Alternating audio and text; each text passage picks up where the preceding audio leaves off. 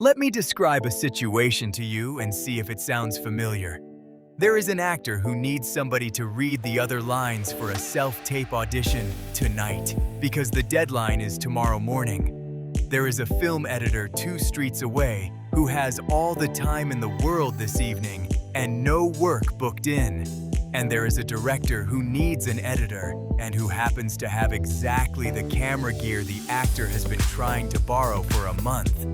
3 people, all with something the other one needs, all with almost no money to spend and no reliable way of finding each other. That is not a rare scenario in the creative industries. That is Tuesday. Welcome back to the Next Biz Thing. I am Markus J. Diploma, and this is the show where we look for businesses that spot a structural problem hiding in plain sight and build something that actually addresses it.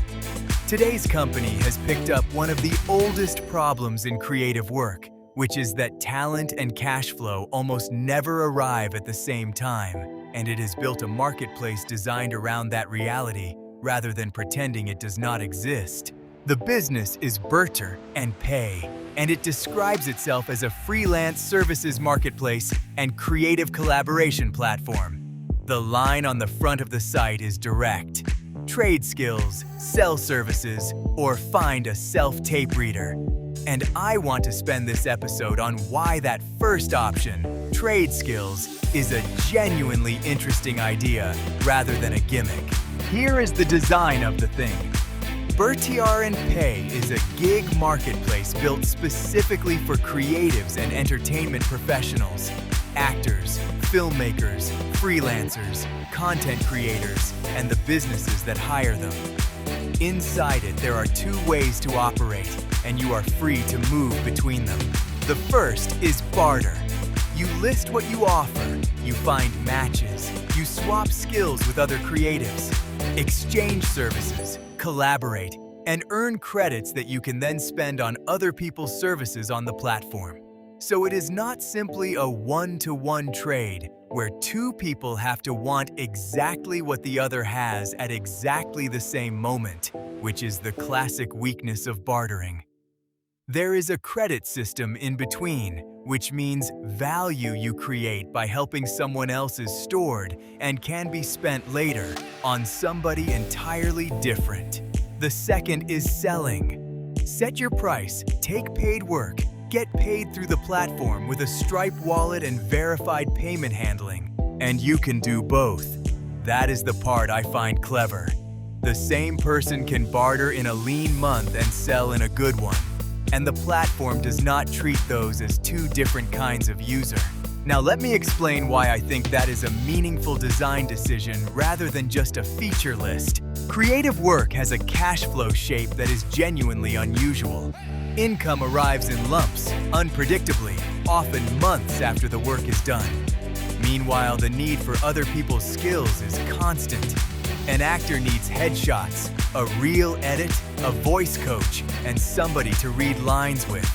A filmmaker needs a composer, a colorist, a sound designer, a musician needs a video. None of that stops just because the last invoice has not landed yet. So what happens in practice is that a huge amount of necessary work simply does not get done, not because nobody was willing to do it, but because the money was not in the account that week. Barter has always been the informal answer to that. Every creative community on Earth already runs on favors. I will read for your tape if you cut my reel. The problem is that the favor economy only works inside your existing circle, and it depends entirely on you already knowing the right people. If you are new to a city, or new to the industry, or simply not well connected, you have no access to it at all. And favors are hard to keep track of, which is how they quietly turn into resentment. What Brtr&Pay is doing is taking that informal system and giving it structure. Credits so the value is recorded rather than remembered. A marketplace so the pool of possible matches is far bigger than your address book. Profiles and categories so you can find a sound designer rather than hoping you know one. and badges, levels, and activity stats so that reliability becomes visible rather than something you have to take on faith. Their categories tell you who this is built for: acting, voiceover, influencers and user-generated content, video and editing, music, and more beyond those. That is a coherent cluster.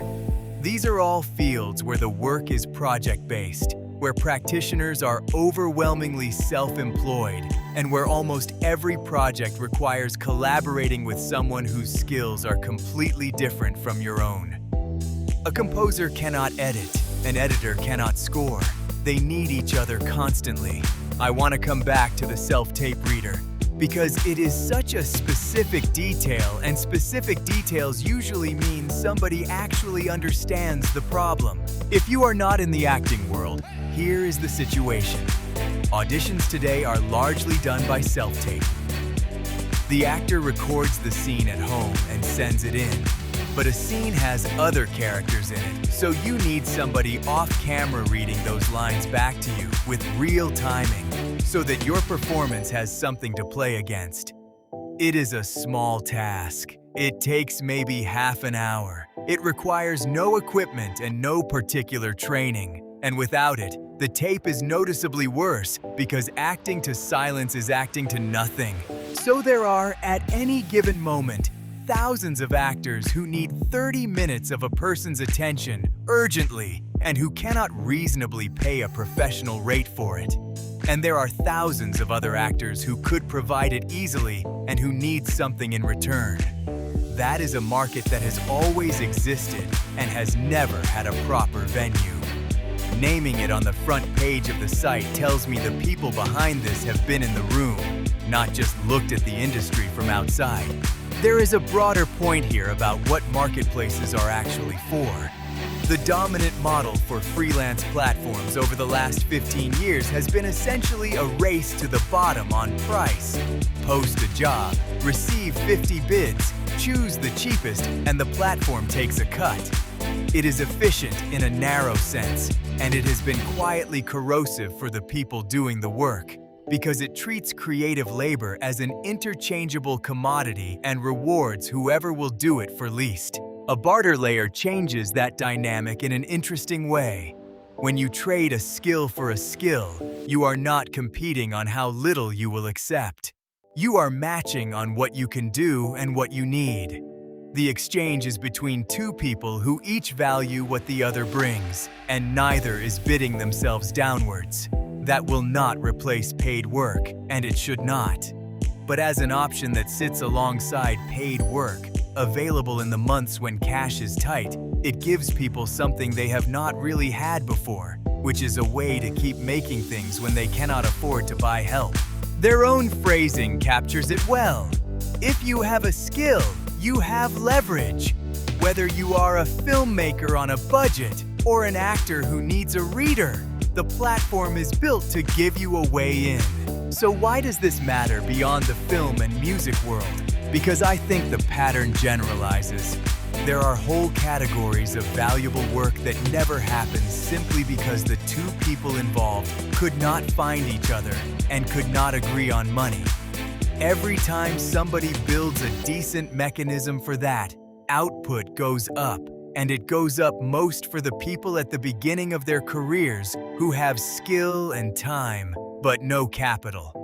Those are exactly the people the traditional market serves worst, and exactly the people most likely to make something interesting if they get the chance. And there is something quietly optimistic in the design. It assumes that creative people want to collaborate and are willing to help each other, and it builds the infrastructure to let that happen at a scale bigger than a group chat. That is a nicer assumption about human beings than most marketplaces make, and I rather hope it works. So here is my suggestion. If you work in acting, film, music, editing, voiceover, or content, go and have a look at Brtr&Pay. Set up a profile. List what you can actually do, including the small things. Because the small things are often what somebody else desperately needs at 9 o'clock tonight.